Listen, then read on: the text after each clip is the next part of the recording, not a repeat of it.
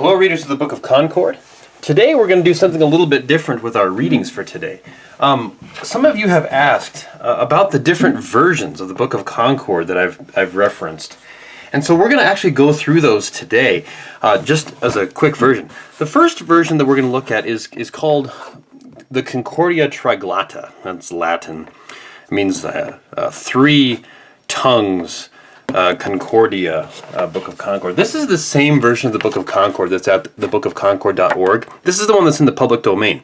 This was commissioned by the Missouri Synod back in 1917, actually, as the front page will tell you. And what it essentially is the Book of Concord in three languages. So if you look over here, you're going to see, if you can see that really well, you can see this is in English, okay? Then it's in Latin, and then this is the German. So if you guys are polyglots and you guys can read these languages, this is a good version to have. If you want to reference over here to the Latin or the German, my German isn't very good. My Latin is a little better. But the English over here is very good. And this is probably the classic English version of the Book of Concord.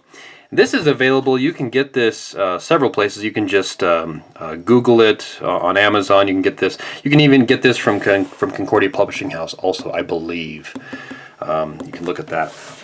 The second version of the Book of Concord that's been really popular of late, this is called the Kolbe edition of the Book of Concord. This is published by Fortress Press. And this is an all-English version of the Book of Concord. It's very readable. The helpful thing about this version of the Book of Concord is that it has a lot of footnotes. Okay, down here, historical introduction or historical things that are alluded to in the text body, and there's lots of footnotes. And this is a really helpful version of the Book of Concord. So I commend this to you as well. This is an excellent version too. Probably the most popular edition of the Book of Concord is what you find here. This is what we call the Reader's Edition of the Book of Concord. And this is published by Concordia Publishing House. This came out some years ago, and this is hands down the most popular version of the English Book of Concord there is. For obvious reasons, it is just beautiful. This is, for one thing, it's got pictures. It's really wonderful. This is essentially a revised version of the Concordia Tryg. This is kind of a revised re-rendering of the old Concordia Tryg. And it's beautifully bound. It has lovely historical introductions about each of these things. There's pictures. In fact, there's a bunch of pictures here in the back that are really cool. There's maps. And there's artwork from the Reformation that are really helpful to look at. Just really lovely things. So this is a lovely version of the Book of Concord. Very, very readable. With historical introductions and a lovely binding. This is a nice leather binding. You can get them in various editions. You can even get small pocket-sized editions that are very small that I take with me elsewhere too.